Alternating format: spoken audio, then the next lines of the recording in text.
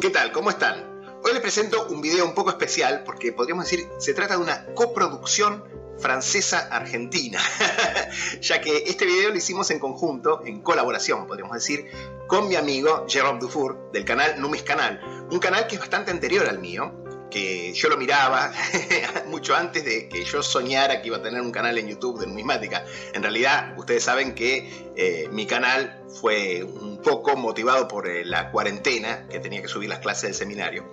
Así que nos juntamos para hacer un video sobre las monedas celtas de la Galia. Cosa notable, podríamos decir, hay un paralelismo en el sentido de que ustedes saben que el galo más famoso es Asterix, y el creador de Asterix fue René Goscinny, un francés argentino de origen polaco y ucraniano judío. De hecho, él emigró a la Argentina, nació en Francia, pero emigró a la Argentina cuando tenía 2 años y fue en la Argentina donde justamente vivió hasta su juventud, podríamos decir, hasta los 18, 20 años. De hecho, vivía en la calle Sargento Cabral 875, entre Suipacha y Esmeralda, en el microcentro porteño, casi en el límite con el barrio de Retiro. Y hasta tal punto, Asterix también es una especie de coproducción argentino-francesa, que se sabe perfectamente que este personaje está inspirado en Pato Russú, que es posiblemente el personaje más emblemático del cómic argentino. Incluso se dice que Obelix lleva los pantalones azules y blancos como un recuerdo de Goscinny de la Argentina, o incluso también probablemente de su equipo de fútbol preferido, que era Racing Club, ¿no? Así que bueno, un video en coproducción internacional. Y digamos que hasta la conquista romana, los celtas fueron los auténticos señores de Europa, con una influencia que se extendía desde Polonia y los Balcanes hasta Portugal, y desde las Islas Británicas hasta Asia Menor, con lo cual podríamos decir que prácticamente todos los que tenemos sangre europea somos descendientes, en mayor o menor medida, de los celtas. Los celtas eran un pueblo de lengua indoeuropea, que luego de la inmigración, digamos, de los proto-indoeuropeos, desde las estepas del Asia Central, va a desarrollar una cultura con identidad propia en distintas partes de Europa. La primera cultura que identificamos como, podríamos decir, proto-celta es la llamada Unfield, que se extiende entre los años 1300 y 750 a.C. Esta cultura obviamente floreció en la Edad de Bronce. Con la siguiente cultura celta, que es la llamada Hallstatt, del 750 al 450 a.C., la identidad celta ya se hace mucho más evidente, pero es la tercera cultura, la de la Edad de Hierro, la conocida como Latène, por este yacimiento muy famoso que se descubrió, este yacimiento celta que se descubrió en Suiza, concretamente en la Suisse romande, en la Suiza de habla francesa, y que va de más o menos del año 450 a.C. hasta la conquista romana, de las diversas regiones, digamos, habitadas por los celtas, es en la cual se va a consolidar sobre todo el arte, la sociedad y la cultura celta, que a través de las noticias que nos transmiten los griegos y romanos, es la que mejor conocemos y la que más claramente identificamos como los celtas. Los hallazgos arqueológicos muestran que los celtas eran una cultura guerrera más que nada, pero también una sociedad muy compleja, una sociedad realmente fascinante.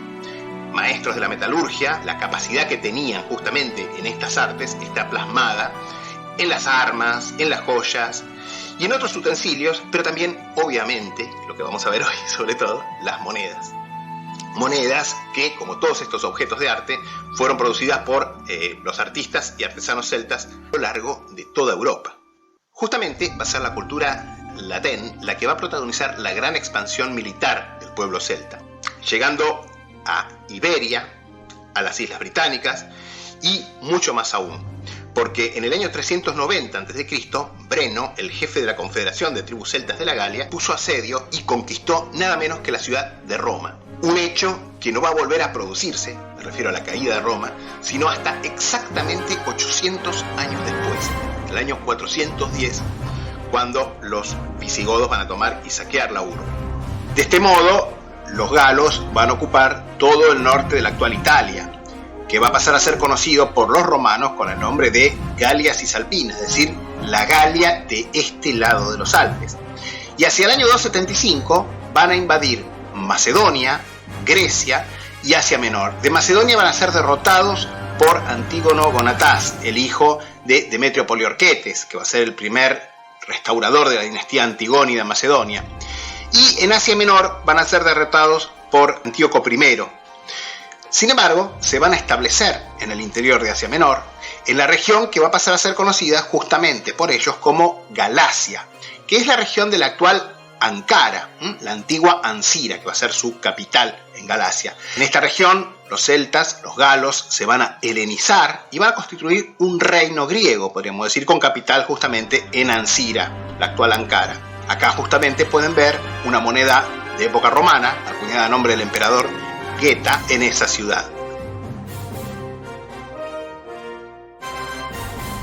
De esta manera, hacia el siglo II a.C., los celtas ocupaban la mayor parte de Europa, divididos en muchos pueblos. Los galos en la Galia, que actualmente sería Francia, Bélgica y parte de Suiza, los celtíberos en el este y centro de la península ibérica, los galaicos en Galicia, los gálatas en Galacia, como ya les dije, Asia Menor, y britones, pictos y gaélicos en las Islas Británicas, respectivamente en Inglaterra, Escocia e Irlanda. Pero hoy nos vamos a ocupar con Jerome de los celtas más famosos, que son justamente los galos, los celtas de la Galia. Bueno, digamos que los celtas de la Galia, los galos, estaban organizados en tribus, que en época antigua eran como monarquías probablemente, pero para la época histórica, podríamos decir, la época en que trabaron contacto, sobre todo con los romanos, estaban constituidos más bien como especies de repúblicas aristocráticas, dominadas por la nobleza, o lo que podríamos llamar la nobleza, que eran los guerreros y terratenientes, o sea, los guerreros que al mismo tiempo eran terratenientes, ¿no? Los druidas, que eran una casta de sacerdotes y legisladores, gozaban de una influencia muy grande en esta sociedad, que obviamente le dio una forma, digamos, orgullosa, guerrera y sobre todo conservadora, ¿no? Aunque la tribu controlaba toda una serie de aldeas dedicadas a la agricultura y a la ganadería, tenía su centro en los que Julio César, en sus famosos comentarios a la guerra de las Galias, de velo gálico, llamó los oppida. Un oppidum era una especie de centro político, digamos, fortificado, podríamos decir, una fortaleza. Estas fortalezas, más que ciudades, muchas son bastante famosas, por supuesto. Bibracte y Alesia en el caso de los Eduos, Gergovia en el caso de la tribu de los Avernos, Lutetia, la actual París, obviamente, en el caso de los parisís. Y aunque la romanización, tanto en la Galia como en Hispania, fue casi total, al punto de que prácticamente nos olvidamos de esa identidad celta que tuvieron en buena medida estos países, fíjense que la mayoría de las ciudades en Francia todavía derivan su nombre del oppidum, o más bien de la tribu que habitó la región. Así, la tribu de los parisí, París, la de los sueciones, Soissons, la de los tolosates, Toulouse, la de los carducos o carduques, Cahors, la de los remi, Reims, etc. Bueno, es difícil establecer patrones generales para un universo numismático tan extenso y variado como son las monedas galas, que incluyen multitud de diseños derivados y originales, acuñados, pero también fundidos en metales tan diferentes como el oro, el electrón, la plata, el vellón, el cobre e incluso otras aleaciones. Entre los modelos que dan, podríamos decir, punto de partida de la inspiración, recreación y también creación por parte de los artistas monetarios galos, tenemos las acuñaciones sobre todo de Filipo II de Macedonia, cuyos stateroi de oro y tetradracmas de plata fueron copiados y reinventados también por los galos. Las monedas de colonias griegas en Hispania, como Emporiae y Roda, también fueron modelos de las acuñaciones de los celtas de Galia, pero sobre todo, más que nada, obviamente, las acuñaciones griegas de la colonia griega de Masalia, la actual Marsella, yo siempre lo digo, la ciudad más antigua de Francia, fundada por griegos focenses, o sea, de Focea, hacia el año 600 a.C. Y más tarde, sobre todo, los denarios republicanos y en algunas ocasiones los bronces republicanos romanos fueron modelo para las acuñaciones de los galos.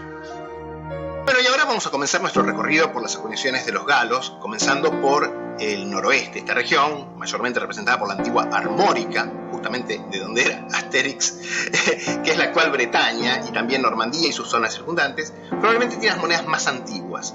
Staters y cuartos de staters de oro, electrón, plata y vellón, probablemente derivados del stater de oro de Filipo II de Macedonia, como ya dijimos, e incluye acuñaciones de las tribus como los Gueneti, los Namnetes, los Bayocases, que le da justamente nombre a la ciudad de Bayeux. Los Aulerci, divididos en varias tribus o ramas, Aulerci Cenomani, Aulerci Diablintes, Aulerci Eburuiques y otras. Pero sobre todo los Coriosolites, cuyos estaters de Bellón son las monedas más comunes de esta región. Un poco más al este vamos a tener las acuñaciones de los Carnutos, que incluyen quinarios, de los que vamos a hablar de forma genérica un poco más adelante en este mismo video, y bronces acuñados, como este, conocido como Bronze aux Osiaux y à la Serpent, de la primera mitad del siglo I a.C. Monedas similares a estas fueron producidas un poco más al este, por la tribu de los Senones, los Senons en francés, como pueden ver acá. Pero a las monedas principales de esta tribu de los Senones nos vamos a dedicar más adelante. Pasando al oeste, en esta región, lo mismo que en el suroeste, vamos a tener acuñaciones mayormente imitativas o derivadas de las dracmas, sobre todo, de Roda. Son conocidos como las dracmas de la cruz, drachmes à la croix, que básicamente derivan justamente de la rosa que hay en el reverso de las monedas de Roda. Y si nos movemos un poco más al este, tenemos entre otras las tribus de los Santones, los Pictones, los Petrocori, y al sureste de estos los Cadurci, los Cadurques, que dan el nombre a la actual ciudad de Cahors. Y ahora Jérôme les va a mostrar no solamente una dracma de las conocidas como drachmes à la tête triangulaire y à la croix, dracmas de la cabeza triangular y de la cruz, también derivativas de los tipos de Roda, sino también un rarísimo óbolo, una denominación muy poco acuñada por los celtas de la Galia. Y aquí vamos con este hermoso dracma de la tribu Cadurque, es decir, de la región de Cahors. Entonces aquí tenemos un dracma de plata, dracma a la cabeza triangular del siglo I o II a.C., por supuesto. Se mide 14 milímetros, pesa 2 gramos con 7. Es muy atractivo, muy hermoso. Aquí pueden apreciar el anverso con la famosa cabeza que le valió su nombre. Creo que me la enseñó del buen lado, tiene que ser así. Y el reverso característico, típico, aquí de esta moneda espléndida, casi calidad superior, pues espléndida. Y aquí vemos la cruz con un punto en el centro y obviamente ese punto a la derecha.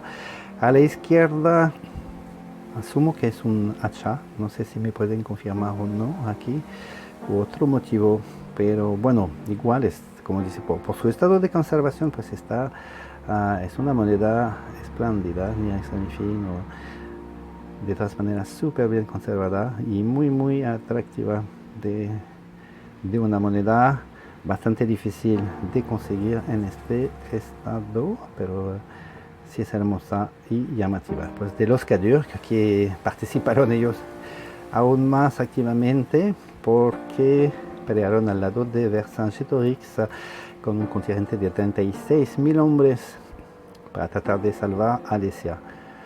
Y pues aunque el resto es historia y todos sabemos cómo terminó, pues por menos también nos quedan sus fascinantes, hermosos y atractivos dracmas.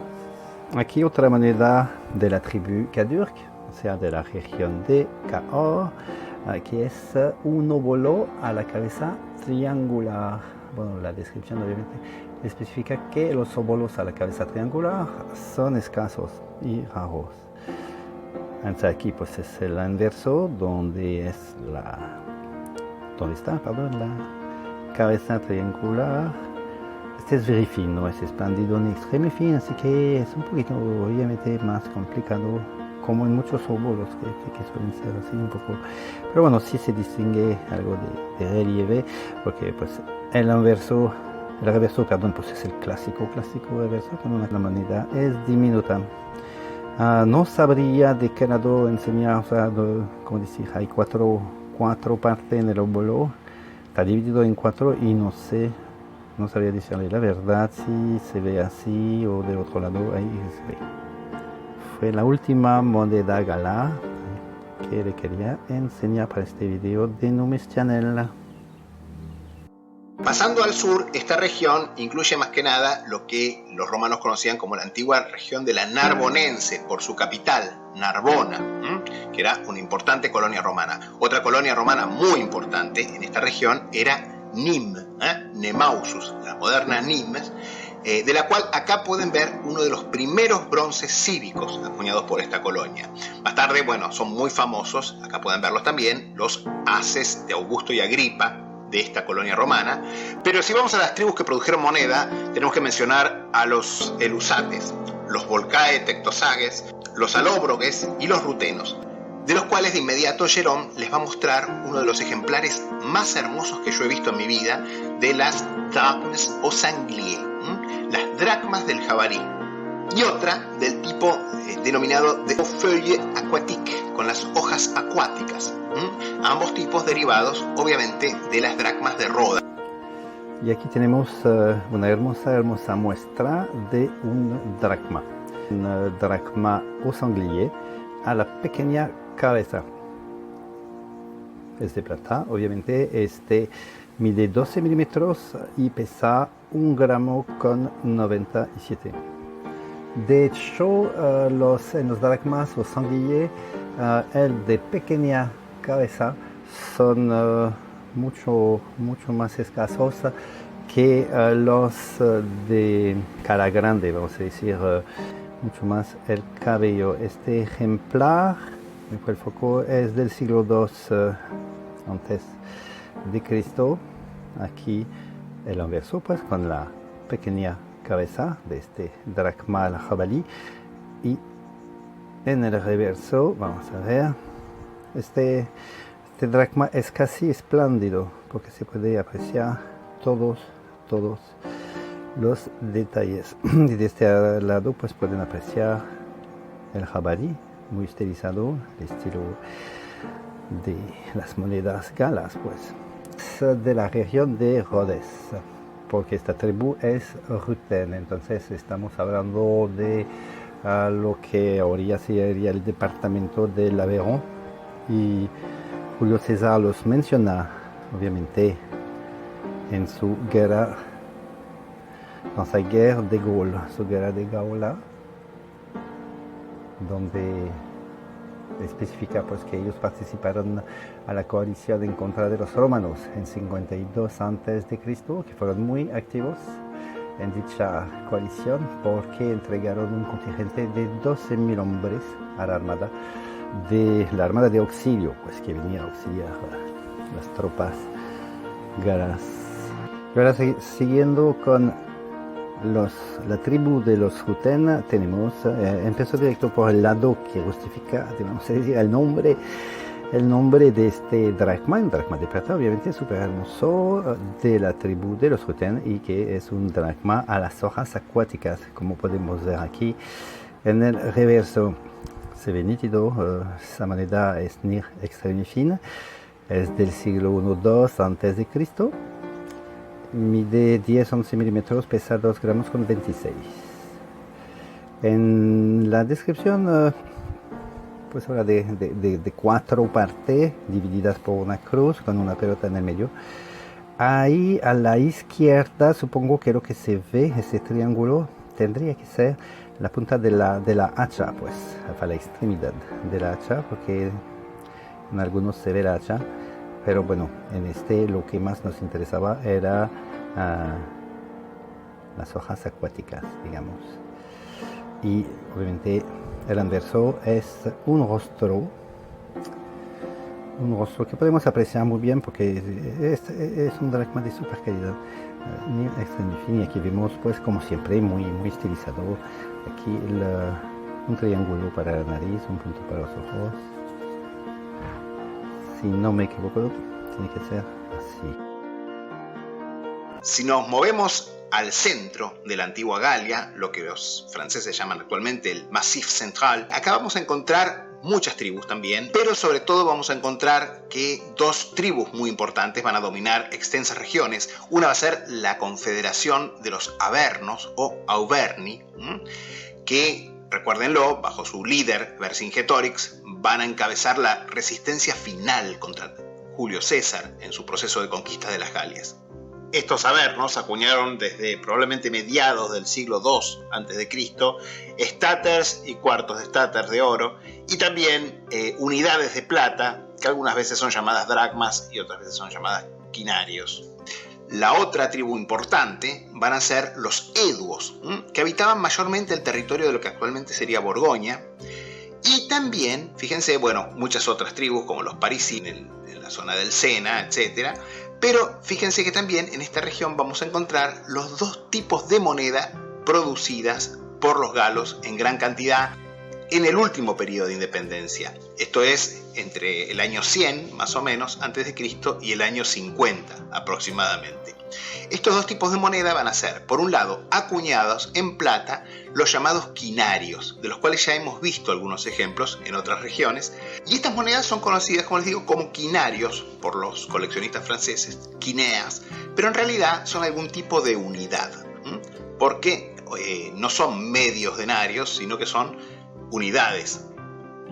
Y también se los conoce como quinarios por el hecho de que estas monedas copian la tipología de los denarios republicanos romanos tempranos, con la cabeza de Roma, generalmente en el anverso, y un caballo, que es lo que queda probablemente de los caballos de los dioscuros que suelen tener los denarios romanos tempranos, o bien, más probablemente, del caballo de alguna cuadriga o viga de alguna divinidad que suele aparecer también muy frecuentemente en los denarios romanos. Cosa notable, fíjense, en nuestro Museo Histórico Nacional existen no menos de 4 quinarios de los eduos, justamente, de esta tribu, que seguramente, con seguridad, provienen de un mismo tesoro, y yo diría también, casi con seguridad, provienen de la colección de Dufresne de Saint-Léon, que fue quien le vendió a Rivadavia su colección de monedas, muchas de las cuales en realidad venían de Italia, pero estas monedas precisamente, seguramente, eran adquisiciones hechas por él en Francia.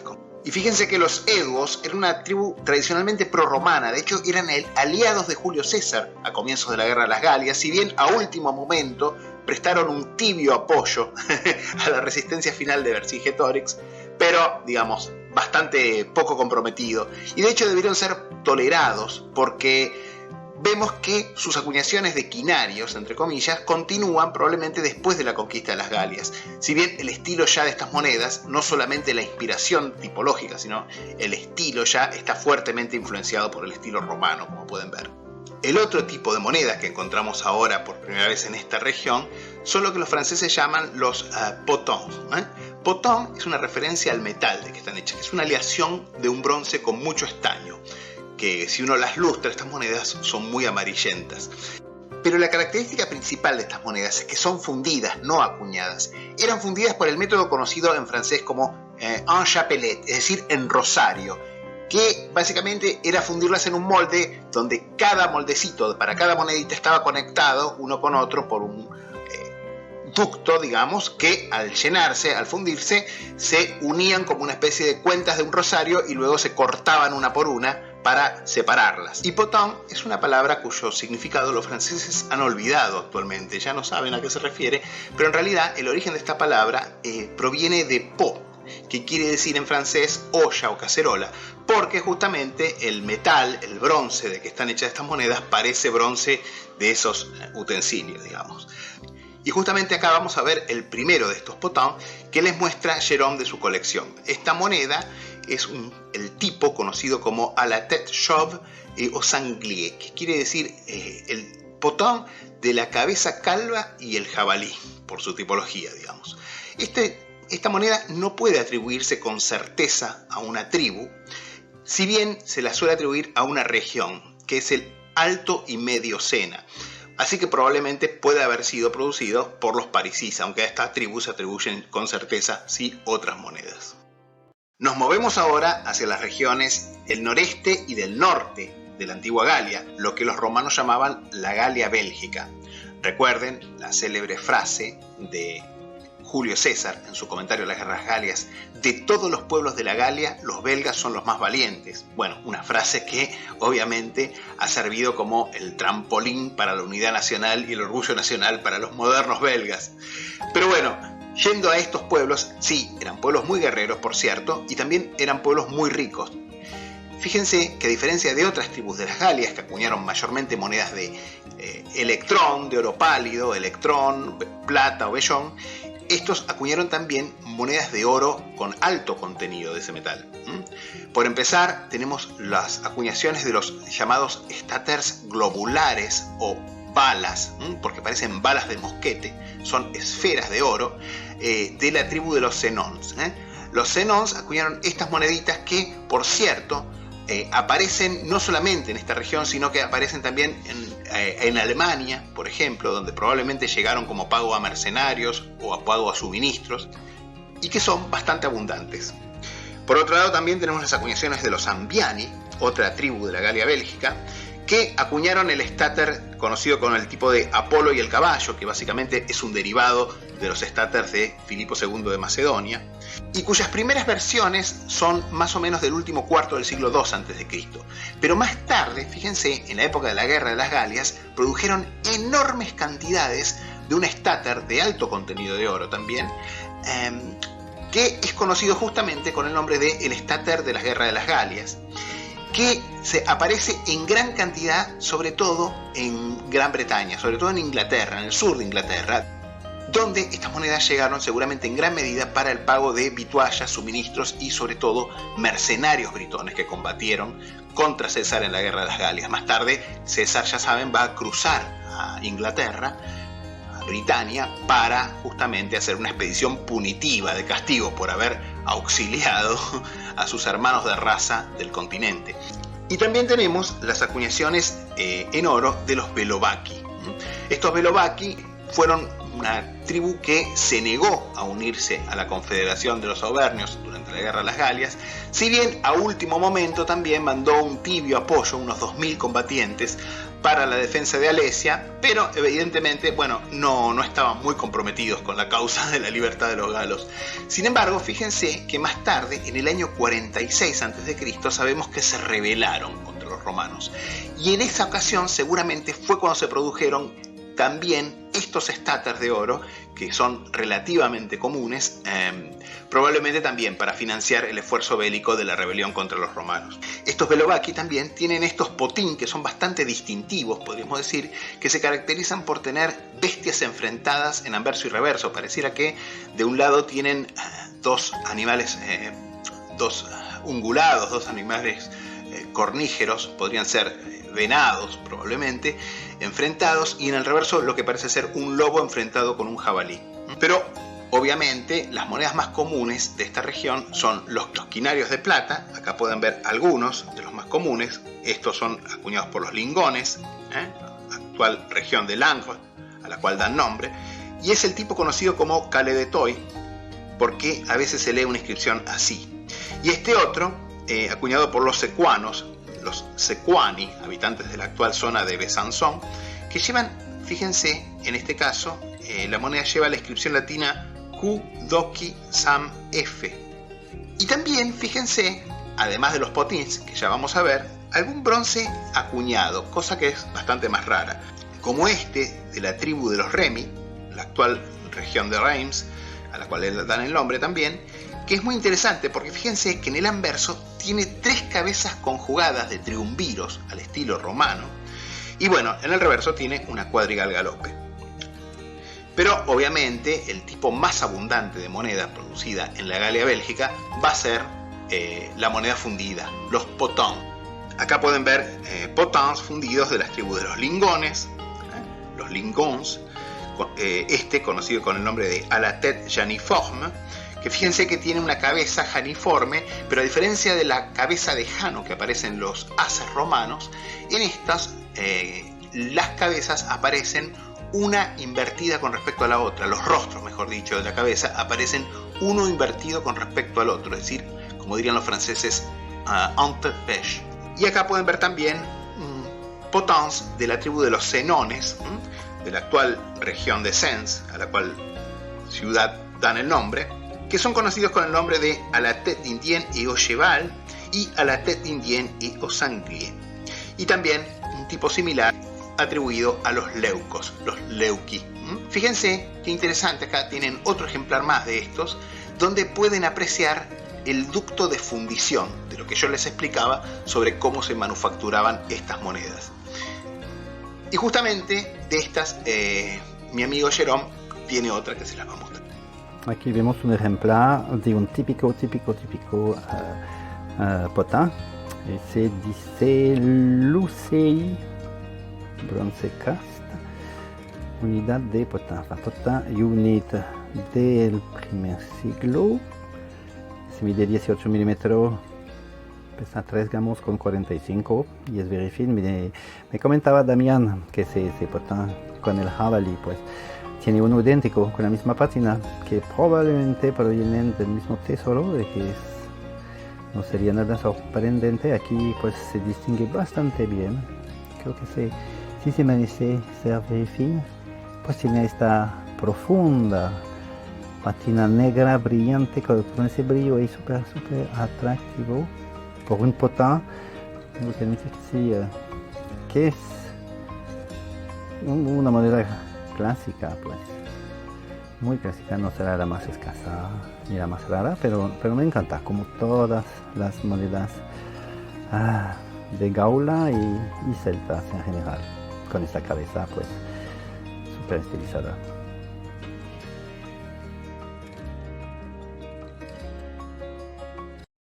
Y por último, no nos vamos a olvidar de los Helveti, los helvecios, otra tribu gala de la cual los actuales suizos se consideran descendientes directos. Ellos acuñaron y fundieron también sus monedas, y de las más fundidas, probablemente las más características son estas que ven acá, conocidas en francés como rouettes, rueditas, por la forma que tienen. Existen tanto en bronce como en otros metales, y acá pueden ver otra también, notablemente, que es de plomo. El final abrupto de las acuñaciones galas independientes va a llegar, obviamente, como todos lo sabemos, con la conquista de las Galias por parte de los romanos, capitaneada por Julio César entre los años 58 y 51 a.C. El canto de cisne de estas acuñaciones va a ser el célebre stater de oro, más bien electrón, con la cabeza de Vercingetorix, el indomable jefe de los auvernios y de la confederación gala contra los romanos, que fue acuñado posiblemente en Alesia, poco antes del célebre asedio final por parte de Julio César. El botín romano por la conquista de la Galia fue realmente opulento, en oro, porque los galos eran muy ricos. De hecho, fíjense, se han descubierto más de 200 minas de oro celtas de la Edad de Hierro solamente en la región de los Pirineos, pero también en esclavos, que era la principal commodity del mundo antiguo. Recuerden que el mundo antiguo era una sociedad esclavista. Cada soldado romano de Julio César recibió un esclavo galo como botín. Los romanos celebraron ampliamente la conquista de las Galias, tanto en acuñaciones oficiales de la propia Roma, como en las llamadas acuñaciones imperatorias del ejército de Julio César, en la seca móvil que se movía con el ejército de César. Y por muchísimo tiempo se olvidó a los galos, casi por completo.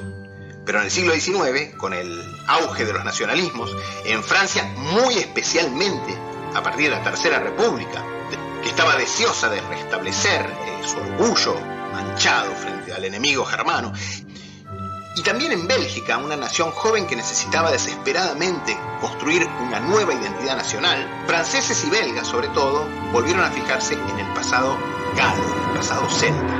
Y así Breno, Vercingetorix y, en el caso de los belgas, Ambiorix, volvieron a la vida, podríamos decir, como arquetipos nacionales idealizados, en estatuas, en pinturas, en medallas. Y por supuesto, y volvemos al inicio de este video, en la figura de Asterix y sus amigos, que después del propio Vercingetorix, sin duda son los galos más famosos.